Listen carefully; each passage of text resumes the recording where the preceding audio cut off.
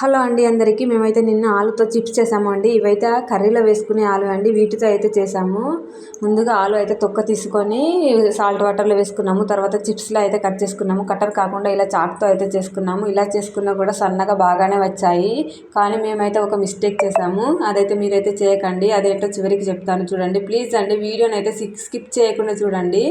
Please అండి video నచ్చితే మాత్రం ఒక్క లైక్ ఇవ్వడం అయితే మర్చిపోకండి. ప్లీజ్ సబ్స్క్రైబ్ చేసుకోండి. చూడండి వీటిని అయితే ఒక కాటన్ క్లాత్లో అయితే ఆరబెట్టుకున్నాను. ఆరిన తర్వాతనైతే కడాయిలో ఆయిల్ పోసి డీప్ ఫ్రై అయితే చేసుకున్నాము.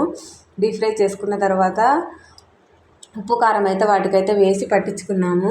కానీ నేనైతే ఒక మిస్టేక్ చేశాను అని చెప్పిన కదా, అదేంటో చెప్తాను చూడండి. వీటిని అయితే తడి మొత్తం ఆరిపోయేదాకా మేమైతే ఉండలేదండి. తడి ఆరకుండానే డీప్ ఫ్రై చేసాము. అదే అండి మేము చేసిన మిస్టేకు. అందుకే అండి చిప్స్ అయితే బాగా రాలేదు. మొత్తం మెత్తబడిపోయినాయి. ఆయిల్ అంతా పీల్చుకున్నాయి. చూడండి నేను చూపిస్తాను ఇప్పుడు ఒక ప్లేట్లోకి తీసుకొని. ఇలా ముట్టుకుంటే మొత్తం అయితే ఆయిల్ అంతా అంటిపోతుందండి. వీళ్ళకైతే అంటింది చూడండి. మీరైతే ఇలా అయితే చేయకండి. చిప్స్ చేసేటప్పుడు తడి ఆరాకనే చేయండి. ఓకే అండి, బై బాయ్.